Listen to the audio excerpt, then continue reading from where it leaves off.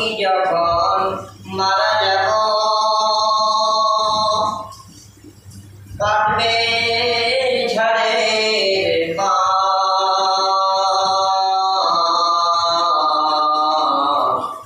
তোমার যেন দিনটি হয় রমজানের ওই মাস। আমার যখন কাটবে কাফন আর পড়বে গরম পানি,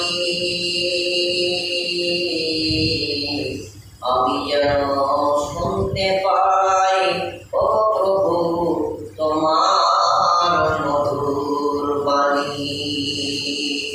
পরের হাতে গোসল দেবে এ হাত সেদিন কাজে করবে না,